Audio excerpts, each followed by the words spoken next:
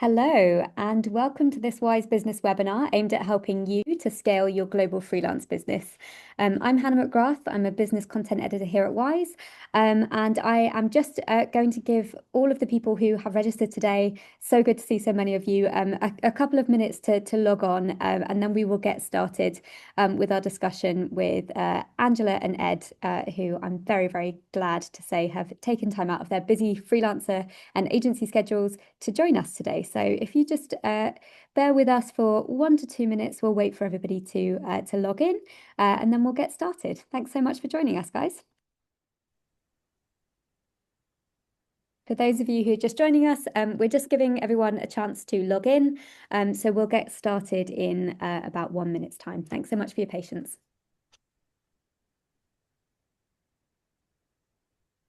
Okay, I think we will get started, and welcome to anyone who's just joining us. My name is Hannah McGrath. I'm a business content editor here at Wise, and today I'm delighted to be joined by our freelancer experts, Angela Solomon, who is the founder and director at Angela M. Solomon Consultancy, and Ed Spurr, who is the co-founder and CEO at Ilex Studio, and they are both based here in the UK. Thanks so much for joining us today, guys. Oh, yeah, thank you. Hello. Brilliant. And thank you guys for taking the time to join us today. I'm very excited to hear all of Angela and Ed's insights on how they've grown their freelance businesses, how they've done that single-handedly, and some of the important lessons they've learned along the way. Hopefully, there will be lots of takeaways from today's session to help you take your business global, whether you're a freelance developer, copywriter, designer, or consultant, and you've just launched a new side hustle and anything else in between. I've just seen someone come through on the Q&A or the chat, the chat, who says they're based in the Netherlands. That's absolutely great. Sorry, Angela, that's Angela. I am so sorry. Please accept my apologies. Angela is based in the Netherlands, and Ed is based here in London. We are truly international at Wise Business, so it shouldn't surprise any of you that we've got people and customers dotted everywhere. So I am very, very excited to hear all of your questions. But whether you are sort of just launching your new side hustle, whether you're a consultant or you are sort of already fully freelancing and you're looking to take the next step in your journey, I would like to flag the fact that we've set aside time at the end of the session today to answer your questions. So if at any point during the conversation or the presentations, you have a question for Angela, Ed, or questions for me about the Wise Business account, please drop them into the Q&A box. You can see at the bottom of your screen, and we'll pick them up at the end of the session. And just a bit of an overview of what we do here at Wise Business. We've built an account that makes it easy for freelancers, sole traders, and micro businesses to receive payment from clients in over 9 currencies, including USD and Euro. And they can do that as if they were based in the country. So with Wise, you can get a local account details such as a US routing number or account number or a Euro IBAN in 9 currencies. And you can also receive Swift payments from your customers in 20 currencies, including some Asian, Nordic, and African currencies. And we also have a handy invoicing tool to help you generate, send, and track invoices all from one platform. And with Wise, you can hold and send your money in 40 currencies, meaning you can pay suppliers and vendors in 160 countries. And you can do that by direct payment or by using the Wise Business card. So that's just a bit of an overview as to what we do here at Wise Business. And our account works especially well for freelancers and digital nomads. If you're traveling around or you have suppliers dotted all over the world, or even clients dotted all over the world, we can really help to support you to save time and money and simplify all of your business finances. So if you'd like to learn a bit more, my colleague Kate will be sending out some materials after this webinar. And we also have another webinar coming up on the 18th of March, where we'll be doing a deep dive into the account and its features, including invoicing in 23 currencies, syncing with your accounting software, and earning a return on your holdings. So we've dropped a link to register for that in the chat now. And if it doesn't pop up for a while, no worries at all. We'll be sending it out in the email afterwards as well. So, right, without further ado, let's get into the good stuff. So, Angela and Ed, thank you so much for joining us today. I'd like to start with introductions and learning a bit more about your story. So, let's start with you, Angela. Over to you, Angela, in the Netherlands. Thank you. Hi. Yeah, I am based in the Netherlands, but I've been based in many different countries over the years, so it's very easy, very easy to get mixed up about where I am at any given time. I am, yeah, former UK diplomat. My first career was with the Foreign Commonwealth and Development Office, and so I had a very traditional career for 10 years within a government civil service. And I was lucky enough to work in London, in New York, Istanbul, Damascus, and Beirut. And I found like those were just such wonderful places to work. And I had so many brilliant opportunities. And after that, I was like, I've done what I need to do here. I've had a wonderful career, so many opportunities. I wanted to get a bit closer to the impact of my work. I think sometimes when you're involved in policy, it can be difficult to see a direct impact, whereas what I do now is much more connected to communities and to real change. So I left my career, and my goal was to become a social entrepreneur. So I really wanted to create a business that had a double bottom line, both accountable for financial performance, but also for social impact. And I did do that, but first I needed to earn some money. So I created AMS 11 years ago as a vehicle for my freelance and consulting business. After this career, I had spent a lot of my work during my time as a diplomat as a communicator, as a spokesperson for the UK, but also training others and supporting others. And so I got these requests from my network saying, would you come and help us with our comms strategy, or would you do some training for us? And eventually that work grew beyond what I could do on my own. So I was so lucky. I sort of brought together a group of really fantastic other comms specialists, and we became associates. And really, with their help, I started to develop this idea of AMS as a brand and as a consultancy. I did also co-found a tech social enterprise, which was kind of run like a startup. So I had like this startup experience in parallel, and co-founded two businesses, which are restaurants. So if you're ever in Beirut, one of them is still open today. Please go and have your dinner at Makan. It's a really gorgeous place to eat. But the common thread through all of this has been AMS as a vehicle for earning money, and increasingly for creating opportunities for and with other people. And you can see here on the slide some of our amazing international team. We currently work with comms, so communications, marketing, advocacy specialists in over 30 countries. A few of them are on the screen here, and it's been super rewarding to have that the ability to have an entity that gives us the opportunity to do all of that. We've had the chance to be involved in some really some world events and gatherings that have been meaningful to us. So, for example, the World Cup in Qatar, we were helping with some sustainability advocacy in parallel with the World Cup. We've been involved with United Nations General Assemblies, with conferences, and with elections, and really like thinking about impact and the opportunities that we've had as a communications team. We've really felt over the last 10 years that has grown, and all of these events have been in fact had an international dimension. I thought that I might also share a little bit about our impact through media.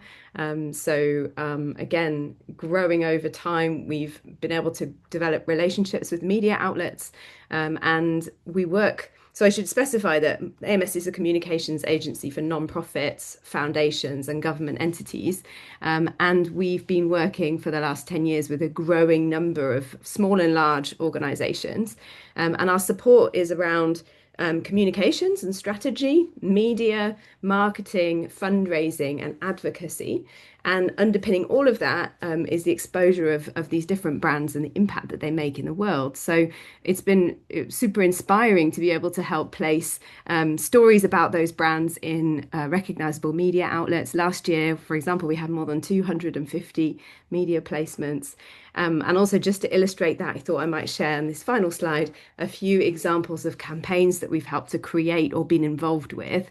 And again, these have been things that we've had the chance to have an impact. The one on the left is about fundraising and raising awareness about the rights of young girls in conflict. The next one is around motivating young people to vote when they feel very disengaged from civic life.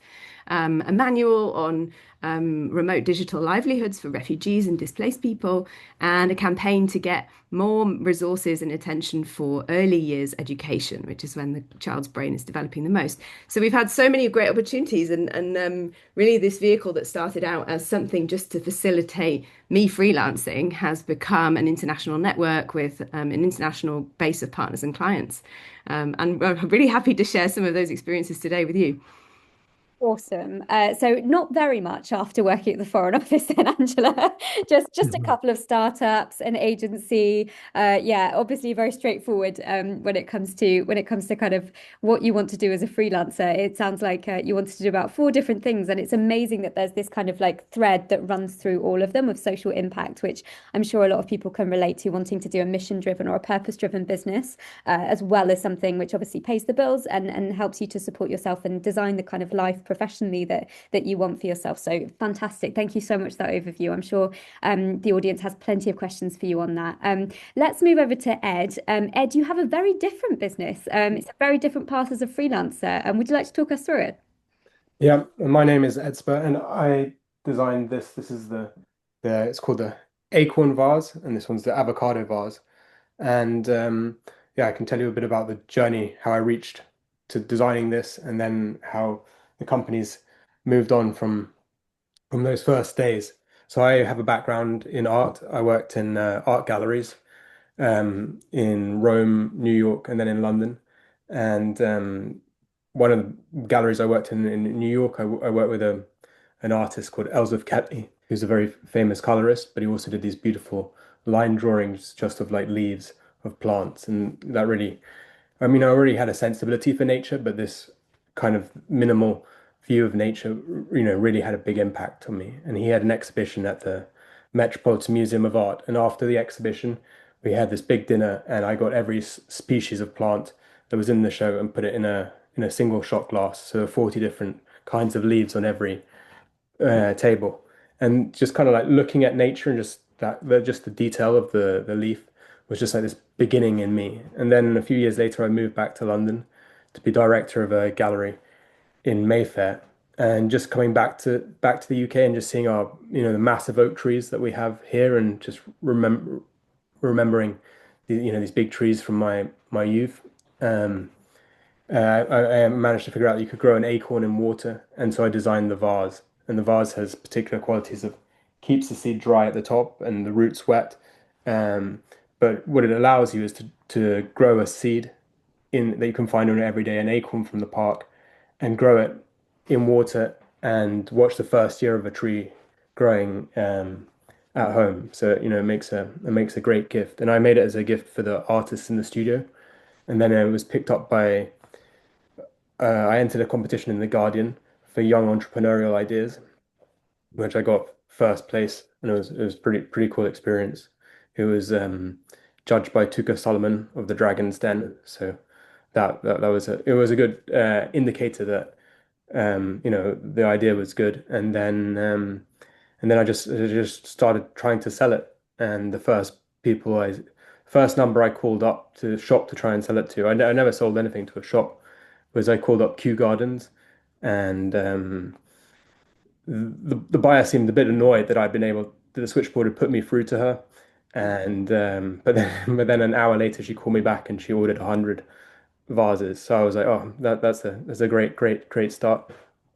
And from there we just started selling to shops first, and then launched our website, and we've just kind of just grown a community of people that love and want to plant trees.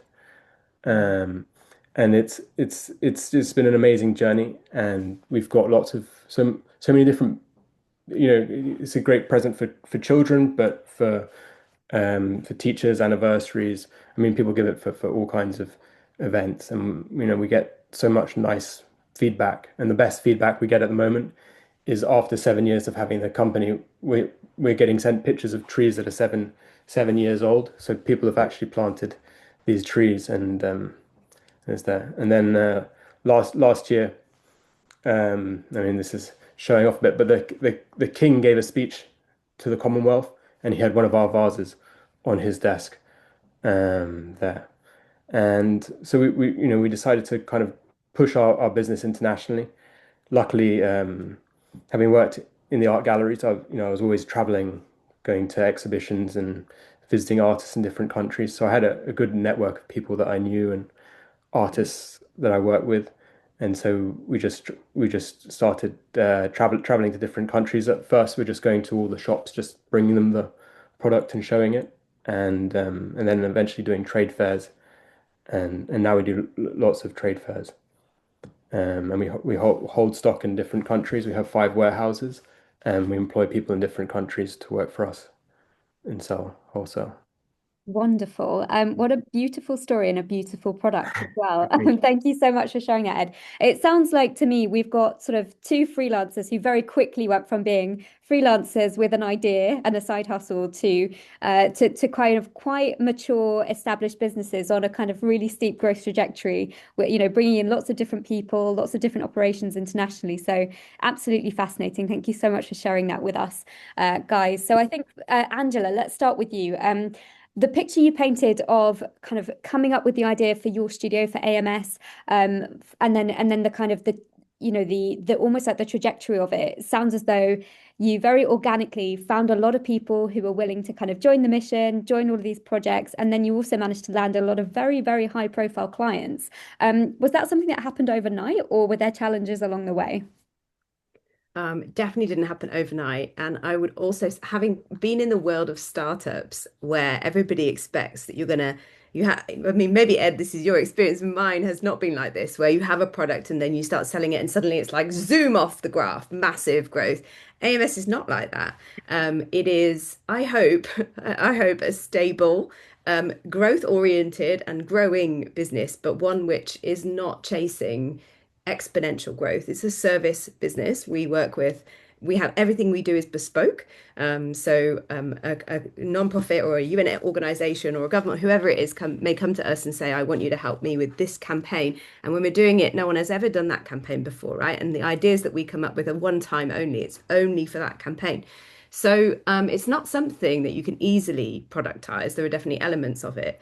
But I also find it really refreshing to be working on a business that is more stable and steady because I want to create opportunities for other people. I want to have a team around me and I want everyone to feel that they can do their best work. And I think in sometimes those really high pressure, high stress environments, it can be difficult to do that. That was my you. experience as a startup founder. So no, definitely no overnight transformation. What has driven our ability, I think there are two factors. One is our ability to grow. One is around having a network. So the fact that I had already had a career where a group of people, a network already knew me for a certain thing, and then when they needed support, they were able to come to me as an external provider. And that network has grown over time, and we've been lucky enough to have very positive testimonials and referrals. 80% of our work comes through our network. We sometimes also put in proposals and pitches, but we also really count on advocates for us, people who've worked with us before, who know us. And then that second factor is the reputation. So I really, really try to make sure that expectations are clear, that we do an amazing job, that the talent that we work with, the people that we work with are as dedicated to the mission as everybody else on the team.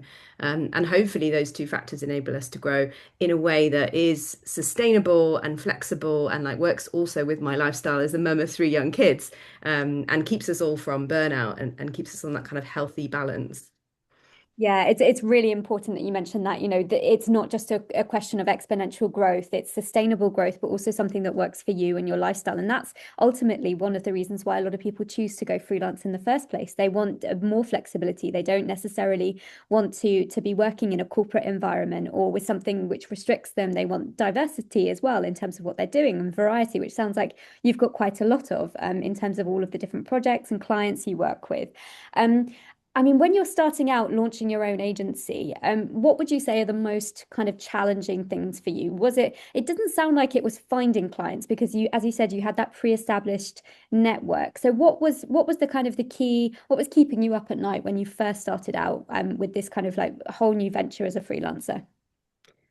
Um, I think, well, yeah, it for me, the early days of AMS, where it was like me plus a few others helping to absorb the workload, I Mm. think the most challenging thing was around having the right number of people helping and the right level of quality across a team, which was new and flexible and slightly nebulous.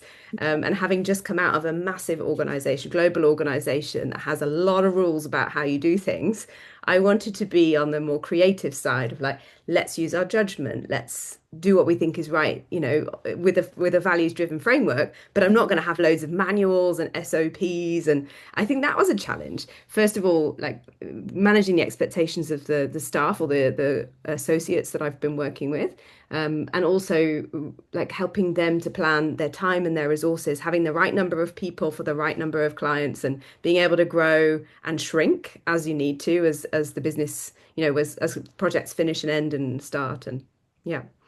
I mean, it sounds like a real balancing act, and it's very interesting that you started off as a freelancer, but almost like immediately moved into contracting and hiring other freelancers to be able to keep up with the workload because ultimately you need more than one person working on these projects for them to work properly. So yeah, I'll come back to that in a bit because I think we should talk about teams and how you work as a freelancer with other freelancers. That's also part of it. So yeah, we'll circle back to that in a bit. Ed, for you, I mean, you've now opened your first store, is that correct, in Shepherd's Bush? Yeah, we opened a shop in Shepherd's Bush actually in 2020. Mhm. Um, that was it wasn't part of our plan originally, but yeah, during lockdown we lost our office space, and there was a great shop, right in front of my house actually in Shepherd's Bush. So I was able to take the shop, and then the back space is where we do product development, and downstairs we do sales, and where all the office space is kept. So it's kind of using this thing, but I mean it's worked out great because people can come and visit us, especially people who come to London from abroad and want to pick up the vase, and we get to meet them, and at the same time it gives us a really good workspace in the back. Yeah, yeah. So it's kind of it's almost like a hybrid of more traditional kind of methods of selling and this kind of hybrid Hmm. way of working where you've got the office space, but you also have a shop front because you have such a visual product as well. So it kind of all joins together. And I mean, you've now transitioned, I guess, from being what was initially a freelancer or one-man band into being a team. What would you say were the initial kind of challenges or like stumbling blocks when you first started out? Like, what were the main challenges for you? You said you just kind of cold called Kew Gardens. How many more of those calls did you need to do in order to really get momentum behind the business?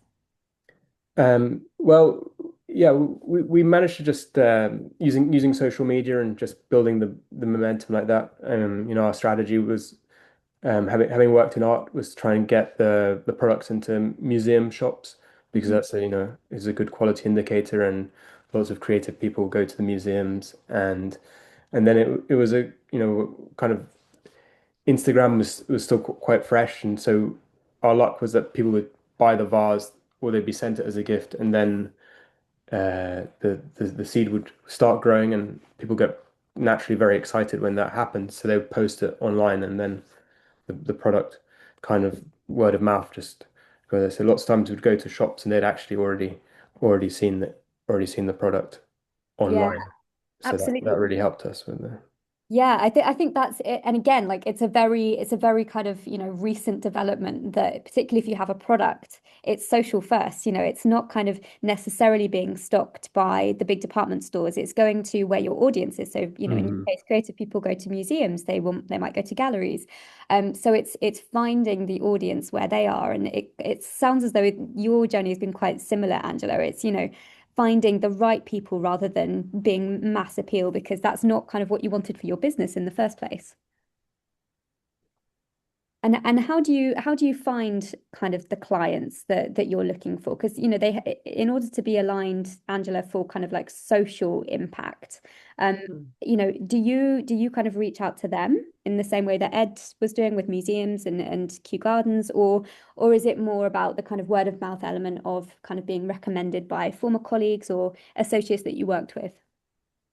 Definite combination. Mm. I think that our work is difficult to promote in a traditional marketing way. So we have social channels, we have a newsletter, which I think I use more to develop the brand rather than to try and sell anything. Mhm. And generally, because we're kind of driven by supporting impact organizations, sales isn't really doesn't really fit that well, I think, with the buyer, with the communications director or the senior leader that would hire us that normally makes that purchasing decision. So one thing that we do is definitely are active within the space of nonprofits. So I consult with some nonprofits, and I'm able to use the insight that I get from working with different organizations to then offer insight on for pay forward with insight. We've developed a pro bono mechanism, which we use for when we're shopping for clients. So if we have a dream organization we'd like to work with, sometimes we might reach out to them in a cold kind of or through a warm introduction and say we would love to to offer an external perspective on some of your communications. Would you like us to do this audit? Sometimes they say yes, sometimes it's not the right timing, but often that creates a conversation. Not every conversation results in a sale, but it can result at least in relationship. And I find that that also gives us a bit more, it gives us quality learning whenever we do something like that. So even though I have to fund, the time that we put into doing that, and AI can help with some things, but not with everything that we do yet. So there's a bit of an upfront cost on it, but I definitely feel that we want to develop our business and grow it in a way that's values oriented. So I often have to resist being seduced by, cost per click and like, let's put an ad in or whatever. That's actually not really how we do our funnel at all. Yeah, it's really interesting because I think it's very easy to see how that would work for a business. For a business like Wise, for example, it's obvious that we would be using every marketing channel and testing everyone to see whether there are clients and customers at the end of it. Whereas for a services-based business, it's very much relationship-based. And yeah, especially when you have this kind of like values-driven element to it as well, you have to be really selective about who you're taking on as clients as well, because there's also as a business, there's that kind of like reputational aspect of what are you known for, and how can you build a portfolio of clients that reflect the kind of work you want to do rather than the other way around. Yeah, it's really hard though, because of course you want to like get loads of business. You want to say Yeah, yes to everything. You want to have every opportunity come through. But I'm trying to learn to take a beat and just be like, is this the right approach? Is this the right work for us? Yeah, for sure.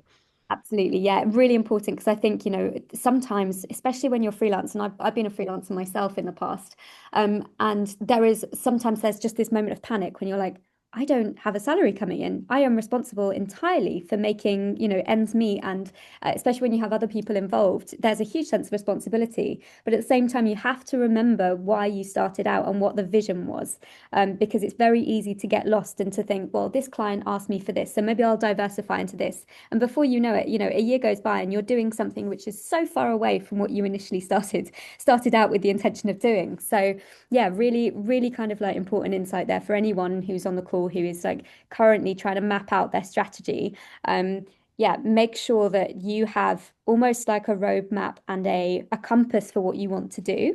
And then make sure that the kind of work you're taking on aligns with that, regardless of which industry you're working in or what kind of service or product you're offering. Yeah, really, really great insight. Let's talk about going global. Let's talk about sort of operating internationally, even if you're based in the Netherlands or you're based in London.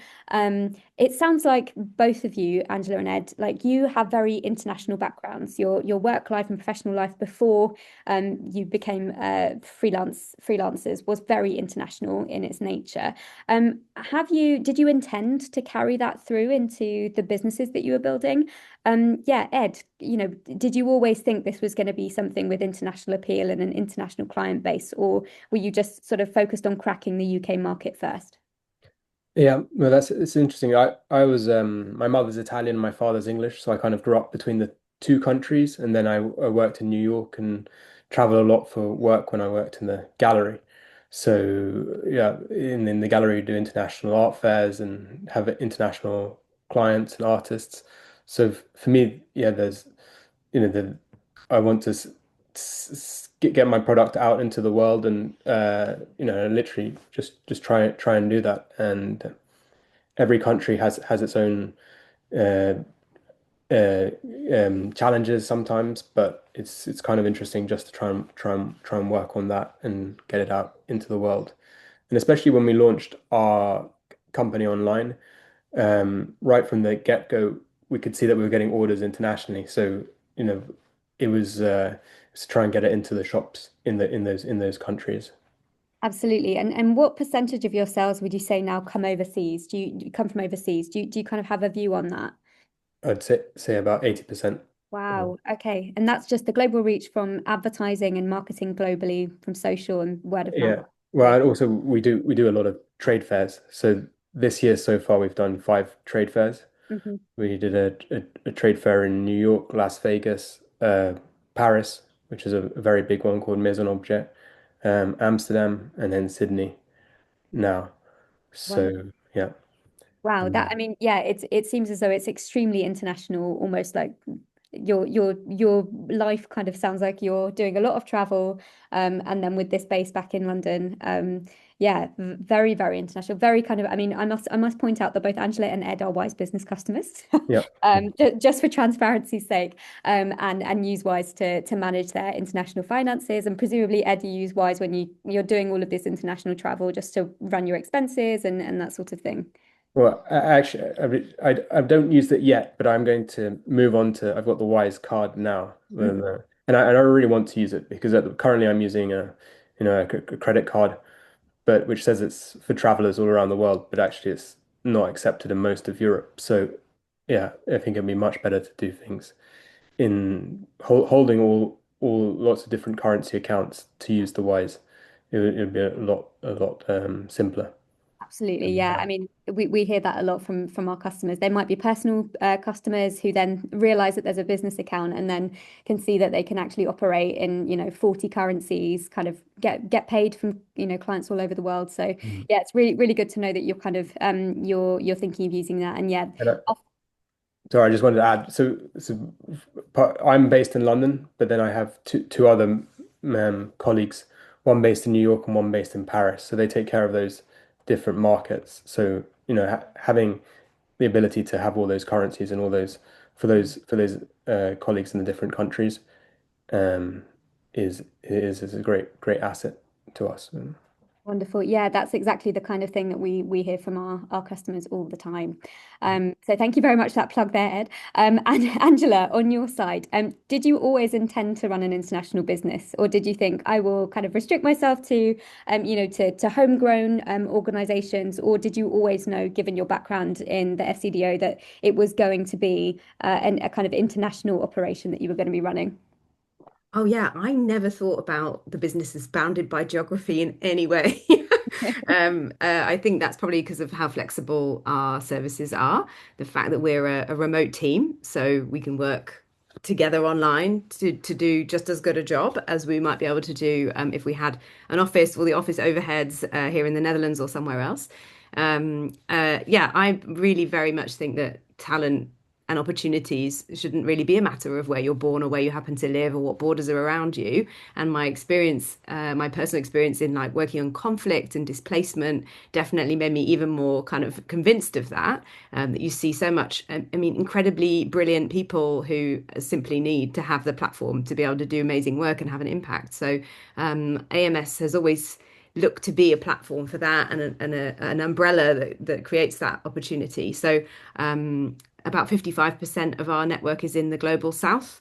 Not always that easy financially. So to manage payments and transfers, and some people are not using traditional banks. So making transfers is always a bit of a challenge. So definitely when Wise came along, it was a real weight off our minds because the fees are so much lower.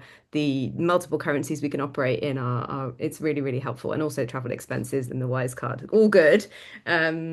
But beyond all of that, yeah, just being able to think about working together as an international team on international issues, because the things that we want to tackle, well, they also don't care about borders, looking at equality, sustainable development goals, conflict resolution. Those are all things that need international approaches. And so we're designed actually around that and around our interests. So yeah, I don't think we've ever really been a national focused organization, and it's almost harder, in fact, to get business in the Netherlands where I live than it is to go global and reach out for international contracts. Yeah, absolutely. I can see that. Yeah, I think it stands to reason that your entire experience, your network is so international, and your background and what you wanted to do with the mission would be international as well. And it's great to hear that the people, the network of freelancers and contractors you work with also reflect that mission. At Wise, we have about 125 nationalities working for us, and as you would imagine, with a company that is all about living internationally, and we say business without borders, which is something that you organically came up with, Angela. We really pride ourselves on the fact that we have built a product for international people and businesses, and we reflect that in our own kind of mission as well, and how we hire and the kind of international expansion journey that we're on. Obviously, bit of a different scale, but the principles are the same. So really, really interesting. I'd be interesting to know as well. You said, there are some challenges in terms of kind of making it work as a business in the global south. Does your pricing change depending on where your client is based? Do you have this kind of sort of approach to, country or market based or even client based pricing? Because everything is bespoke, obviously. Yeah. I mean, I suppose first of all to say that Global South is a label and it's not one thing. So many variations, diversity, everything to recognize and adapt with and to. For us, our pricing is basically a little bit like how an NGO would price. So it's bottom up. It's about what is the cost of delivering this service, and the amount that we need to charge to keep the business open, on top of that. So it's really lean. Our customers are extremely price sensitive because they're not-for-profit organizations who are accountable for every penny that they spend or every cent. And they're often very, very price sensitive also because their budgets are very limited. So we're super sensitive to that. Mhm. We don't have a formula for adapting the prices by geography because of the bottom-up budgeting approach. It kind of costs what it costs. Yeah. But what we do try and do is make sure that everyone who works with us gets paid a fair wage. So we prioritize setting the rates that the rates that go into the budget come from the freelancers that we work with. It's not like we have some kind of market power where we say this is the rate that we pay in Nairobi or whatever. We let people set their own rates, and as far as possible, we try to meet them. So we try and take this kind of, it's flexible. We want to be empowering and equitable, but we also tend to keep the margins really small. I mean, it's not great practice. So everybody else who's a freelancer, increase your margins, but we struggle to do that because of the price sensitivity of the client base naturally. Yeah, I mean, obviously, and you mentioned as well that you're working with not-for-profit organizations, so it stands to reason that you wouldn't be, you would take that approach into your business as well. And pricing, actually, how you price and how much you price for freelancers is often a really kind of difficult question, because there is the market rate, but then there's also the value that that you can add. There's what someone is prepared to pay. It's all of these different variables. And I'd be interested to see, please do drop some questions in the Q&A. I can see a few coming through already. But if you have questions about pricing or any of these questions about starting out, and where you pitch yourself in the market, or if you're mission driven, how you manage that and keep things ticking over, and be really interested to hear your questions on that. Ed, for you, you mentioned that you have sort of you sell to stores in Japan, the US. How do you manage kind of like doing business in lots of different currencies? Is that a challenge for you, or is it something that you found, is quite easy, given that it's now quite easy to do business internationally? Yeah, well, we sell in nearly over 500 shops around the world. So, J Japan is one example, but thanks to the Wise, we can accept all currencies. So we've just like launched into Australia now, and we've got 56 new shops in Australia, and so we're able to take payment directly into an Australian dollars account, which is great. Or all of our US sales are in US dollars, which is really important because yeah, American clients, would feel hesitant about paying into pounds because they're not so used to paying in other currencies. So that's been a big help.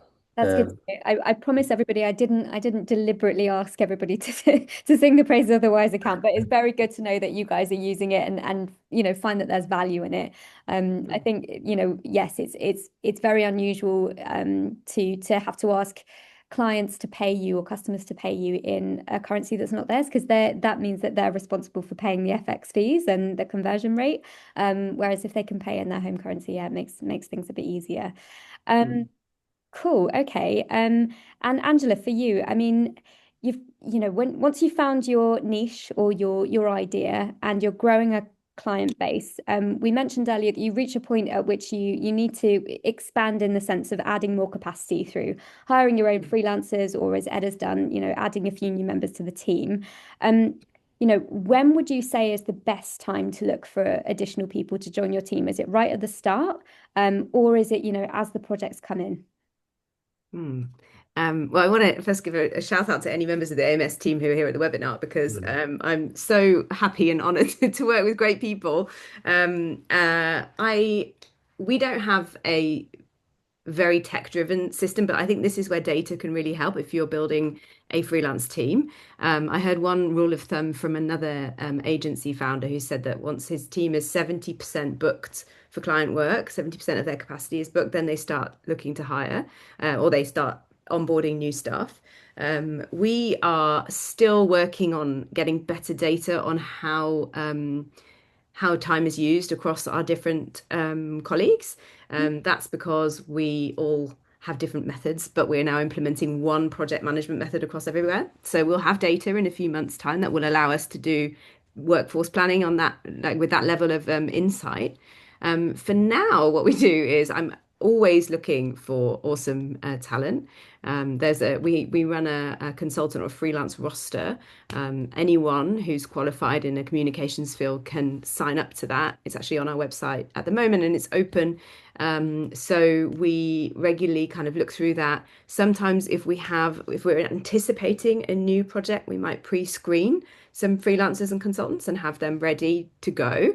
Always a little bit of a balancing act because if then the project is delayed or if you don't get it, then you don't want to let people down. But we also have discovered we've hired now in the last 2 years, we've worked with 69 different individual consultants. That's a lot of hiring considering the ones that we didn't work with.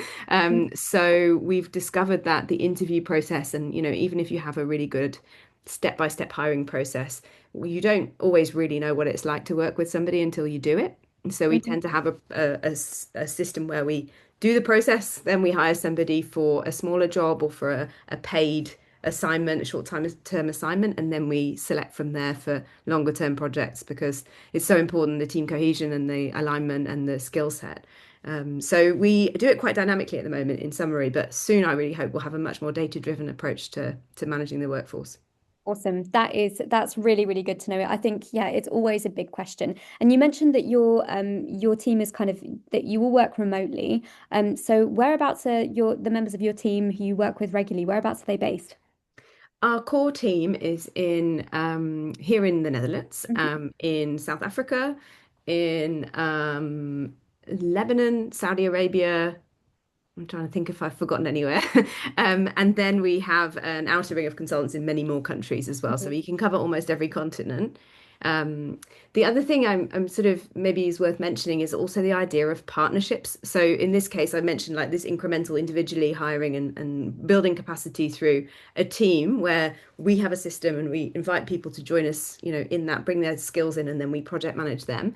But also one approach that we have really found is helpful for scaling up is having a partnership with another organization. So for example, with web development, we can do web content, sitemap, organize the things, work out the messages, write the copy. And we partner with another amazing organization called Concat to do the actual web design and development. And that's meant that it's much more efficient. And we're so impressed with their abilities. So we're also looking for partners at the moment around digital fundraising, AI and digital transformation, because those are things we like to add on and do more of. And instead of doing it incrementally, we'd like to see a step up in our capacity. So for others, that might also be worth thinking about. Absolutely, yeah. So you're kind of building a package. Your client might need some things that you can offer, but they might also need, additional services or talent or skill sets that you don't have in-house. And so partnerships is definitely one way to do that and provide that. People tend to refer to it as kind of modular. You can build stuff on, you can scale up and down as required. And Mm, it's a really, I mean, we do partnerships here at Wise, and we find that it's a really scalable way of doing things because sometimes you share an audience or a client base or a mission, and then it makes just so much sense to work together rather than compete with each other or kind of, mm. come in at different stages of the journey for your client. So really, really interesting. And Ed, you kind of, you nodded then when Angela was talking about partnerships. How does that translate into kind of, finding the right partner or the right distribution network or the right, the right store to kind of to feature your products in? How do you go about finding the right people or the right companies? Yeah, it's well, we meet lots of people doing trade fairs, and lots of people want to distribute our products. And we've got some really great partners. Like for example, in Japan, we have a man called Niels who has a company, and he's imports designer the design high design furniture, and he saw our product straight away and just fell in love because as a child, when he was in Denmark, he used to plant acorns and grow trees. So like he just got it straight away. So you get a feeling that when people really um, get the product, or in Australia, we've just started working with two really good partners that just fell in love with the product straight away, and you could just tell that they were the right people to work with us. So Yeah. So you mentioned that you've got around 500 international stockists. So I mean, that's a lot of stockists to manage. How do you go about doing that? How do you manage the relationships there? Is there some kind of automation that can do that, or does it just involve a lot of travel and a lot of phone calls? yeah, a lot of travel, a lot of phone calls, but yeah, and they tend to reorder, so they tend to stay in touch with us as they reorder, and so there's not, we kind of work on it work on it like that with the That's how you know when you've got traction is when you don't need to pick up the phone, is when they're calling you and you can't keep up with demand, which is great. Ed, in recent months, we have all seen sort of movements in the world economy. There's lots of uncertainty. There's been Mhm. movements in global currencies, for example, USD and AUD as well. As your business scales, are your margins impacted by that kind of fluctuation? Do you see that, that it can change depending on the direction that the currency is going in now that you operate in many different currencies? Yeah, we have buffers in our margins to be able to take on that, but not to say about Wise again, but the fact that you can have money in different currencies means that we accept payments in different currencies, which means that we can then price according to some of those things without changing the price globally for everyone. Um, so, I mean, we never do anything drastic, but if one country suddenly puts tariffs up, we're able to have the power to increase that price Yeah. where we need to. Absolutely. So it's, it can be flexible and dynamic, and you don't have to pass the expense necessarily onto the consumer. You can sort of, try and manage that FX risk in-house, which is really good. And given you mentioned tariffs, there's a lot of uncertainty at the moment about how much it's going to cost to import, export to various different countries. So I guess that's essential for you with such a massive supply chain for what you do. Okay, I'm aware that we are nearly coming to time, and we've got quite a few questions that have come through on the Q&A. So I'm just going to ask you guys for your final piece of advice for any of the freelancers on this call, hoping to manage an international business. Angela, what would your main takeaway or bit of advice be for these people? I would say keep learning. I through my journey as a freelancer and a founder, I've discovered there were so many holes in my education, so many things I didn't know. One of which was around financial management. It's not part of my training or education at all. So I'm still catching up, still trying to learn more about that. I think keep learning. And one way that I find is great is also to build that network around you of peers and other freelancers who do similar things, so you can bounce off each other and you have a support network. Yeah, absolutely. I think, no matter the size, what size of company you're in, having people who get what you're trying to do, get what you're trying to achieve, and customers that are prepared to come with you on that journey, or clients in Angela's case, I think is really important. And Ed, what advice would you give to a business owner selling to wholesale partners overseas? What's the main thing Well, you've learned? yeah, well, just do it. Try and do trade fairs. Push yourself going there. I mean, it might sound really silly, but the whole way I've run this business is feeling like I'm playing a video game, and like every every challenge there's like a next baddie that you have to kind of get past and get around and just enjoy the challenge, and yeah, and have fun as you do it. Great advice. Treat your freelance journey as as a video game, and soon you will have 500 stockists. No, that's brilliant. Thank you so much for that. Right, we've got 10 minutes left, so I'm going to dive into the questions on the Q&A.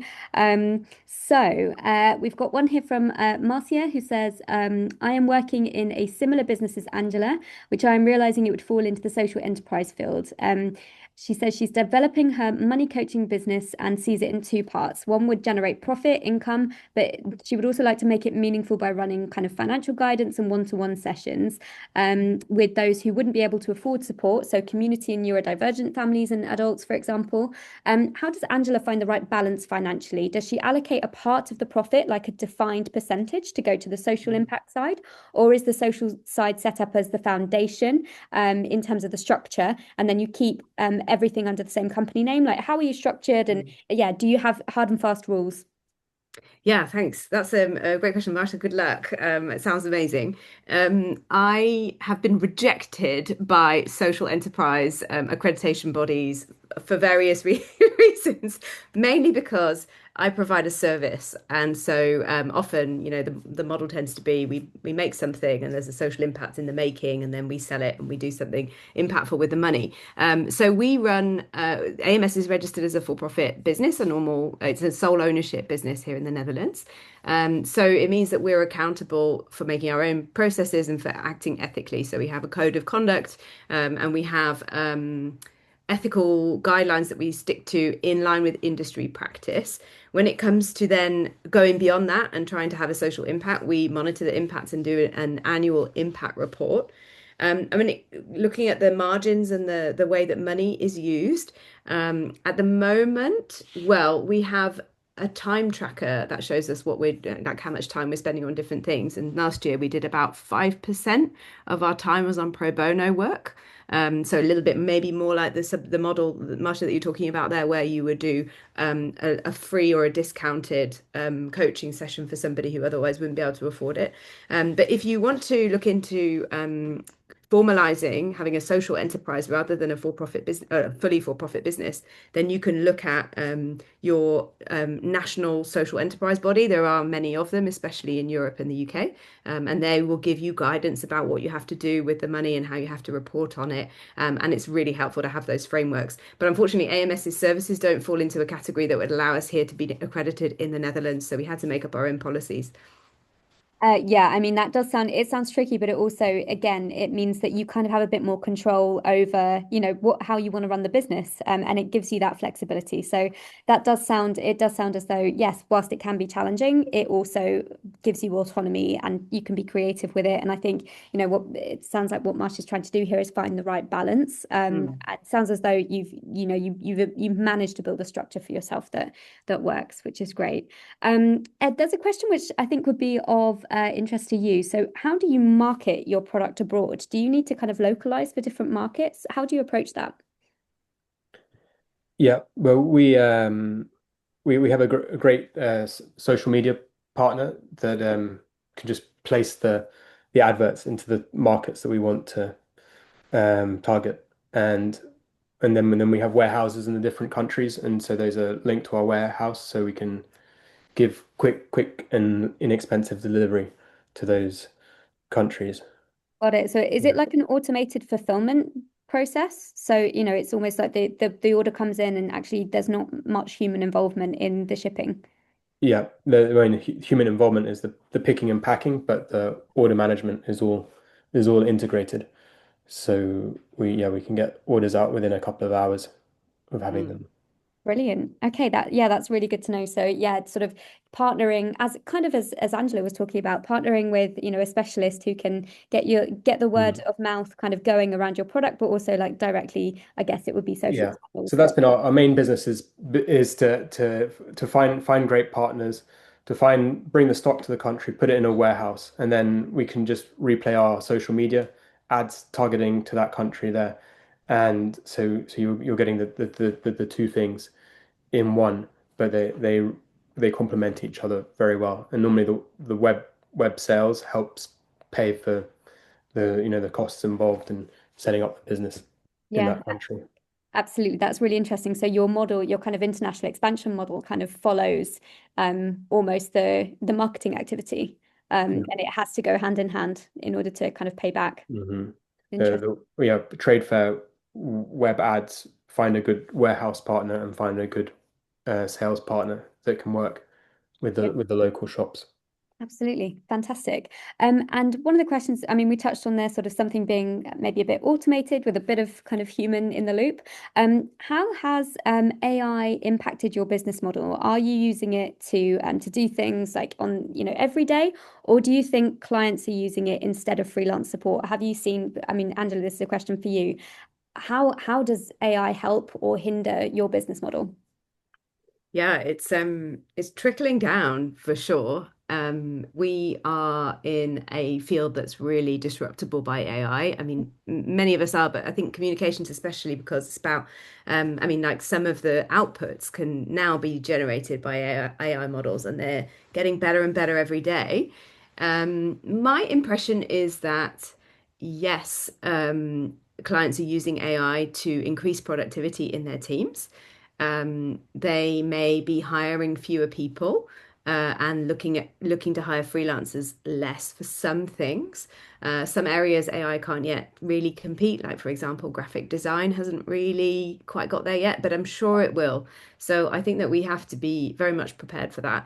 And the way that I'm looking at that for us in our business strategy is there are, first of all, there's going to be a transformation journey. And I think it's up to us because we have this ability to look at multiple different organizations and gather insight and information from across our sector, I think that means that we can add a lot of value to helping clients make decisions about how to embrace, engage, or reject AI in different formats. So I think we have a huge role to play in that transition and in also leading practice in an ethical and environmentally responsible way.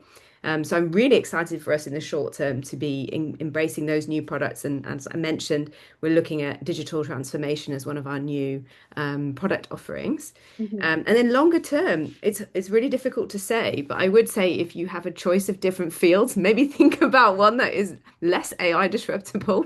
If you can find one, please let me know what it is. Because yeah, I mean, I think that freelancers are probably, have to be ready to adapt a career within that. And the good thing is that as freelancers, we tend to be pretty flexible. Yeah. So we have that mindset already. We just have to see where that's going to take us. Exactly, yeah. It's that ability to pivot, but also to use those sort of tools and the new softwares that are coming out to help augment the work that you're doing. Ultimately, there's always going to be a need for original thought, for human counsel, particularly in, your case, Angela. It's very, very hard for, let's say, a robot to understand the nuances politically and in terms of, all of the things that go into coming up with a campaign, for example, for a nonprofit organization. I'm not sure that the context is quite there for, let's say, ChatGPT quite Not yet. yet, but I think it's getting better every day. So I don't think we can be complacent, but I think you're right. Humans have to be in the loop, as you said. Ultimately, it's a human decision how you want to communicate on behalf of your brand for sure. Yeah, absolutely. And Ed, for you, have you seen any changes with AI? Are you using it on the regular, or is it more because you have a physical product, are you less impacted by it? Well, we managed to use AI like successfully for some things that we had, it took us a long time. So for example, like stock management and stuff like that, it's a very good tool for that, for helping us uh, do that. Even though we have a physical product, I'm always fearful because, we have a lot of problems with counterfeits, and at the moment we can get those counterfeits down, but just take someone to scan our website and stuff, and they can just make different versions of um, our photography and stuff like that. So, Yeah. I'm scared Yeah, I for hadn't thought that. of that risk before. Yeah, Mm, and there's also, there are lots of these sort of, I won't mention the business names, but we all see them online, advertising knockoffs or dupes of certain things for a mm, lot less because they can be produced at scale. And that is, yeah, even when you're doing kind of physical products, I think that didn't even kind of occur to me that that could be a risk. So yeah, very interesting. But I'm sure you guys with the kind of, long-term sustainable businesses that you've mm. built, it's the reputation and now the kind of like almost like the reputation that you have that you've built up is going to be what kind of sees you through this digital transition Yeah. So as today with my team, I was like, from now on, when everything we're doing it, we have to like really show our human touch, like yeah how everything is made. All of our content is, is us, our understanding of nature, and for future products, it's all going to be things that, are clearly human made and made with imagination and creativity and love for the world that we live in. Yeah, Mm. absolutely. What a lovely note to end on. Thank you so much, Ed, and Angela, for joining us today. It's been a fantastic discussion. Thank you to everyone online who has joined us and for your questions.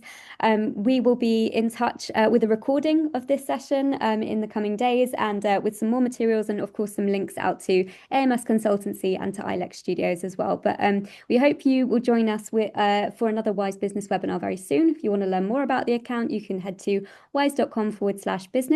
And I hope you join us on another webinar very soon. But thank you again to Angela and to Ed for sparing the time to talk to us today. Thanks so much.